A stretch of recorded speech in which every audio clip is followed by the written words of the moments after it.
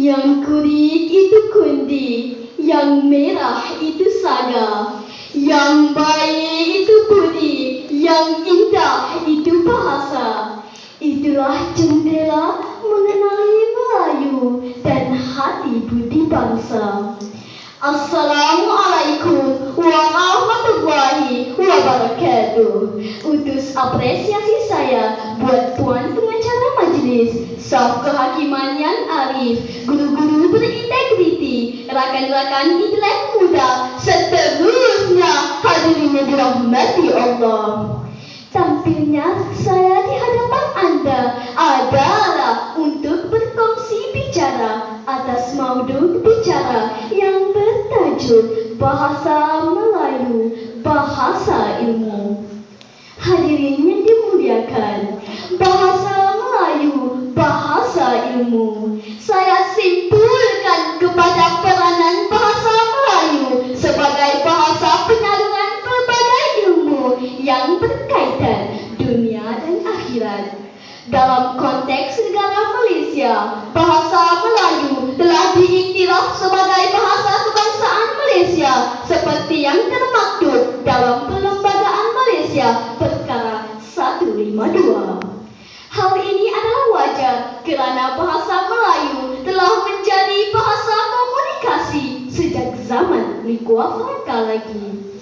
Hadirin yang dihormati, fokus saya yang pertama, bahasa Melayu, bahasa pengantar wadah pendidikan. Sebagai bahasa rasmi negara, bahasa Melayu telah menjadi wahana untuk memperoleh dan menyampaikan ilmu. Hal ini terkandung dalam Laporan Razak 1947 dan Rahman Talib 1960. Malah Akta Pendidikan 1966 turut mengekalkan bahasa Melayu sebagai bahasa pengantar utama di semua institusi pendidikan kecuali sekolah rendah jenis kebangsaan. Sebagai bahasa ilmu, bahasa Melayu mempunyai kosakata, istilah, tata bahasa yang sempurna dan dinamik serta sistem ejaan rumi yang mantap untuk memenuhi fungsinya sebagai bahasa ilmu. Dengan ini, semua ilmu dalam kehidupan moden dapat diungkapkan melalui bahasa Melayu. Hadirin yang dikasihi, fokus saya yang kedua, pengiktirafan bahasa Melayu sebagai bahasa ilmu. Sebagai penuntut jati bahasa Melayu, kita tidak sewajarnya memandang rendah terhadap keupayaan bahasa kita mewarnai pentas global. Sejarah membuktikan keupayaan bahasa Melayu menembusi tempoh wilayah, meredah selat dan lautan, merentas benua dan daratan, melebarkan sayap keluar semenanjung. Buktinya kewujudan kursi pengajian Melayu dan penawaran kursus pengajian Melayu di universiti luar negara. Contohnya Universiti Leiden Belanda, Universiti London England, Universiti Beijing China dan lain-lain. Sehubungan itu, pertandingan pidato bahasa Melayu kategori Nusantara dan antarabangsa telah menarik penyertaan pelajar berbagai negara. Ini membuktikan bahawa bahasa Melayu adalah bahasa ilmu. Hadirin dan bestari, fokus saya yang ketiga, bahasa Melayu membentuk kepribadian dan jati diri bangsa. Bahasa Melayu merupakan jiwa bangsa kita.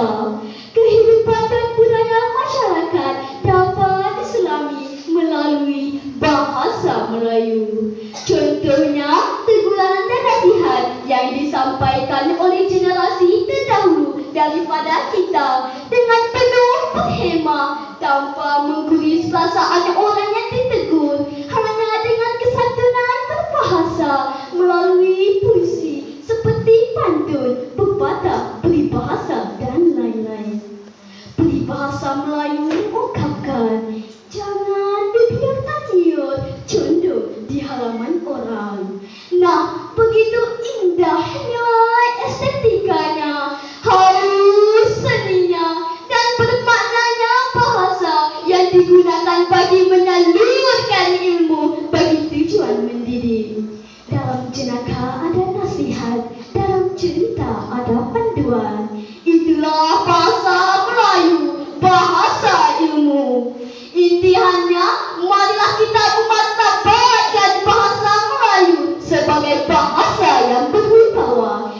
kita ialah bahasa kita.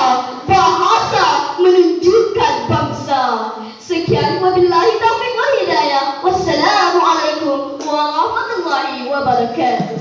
Waalaikumsalam.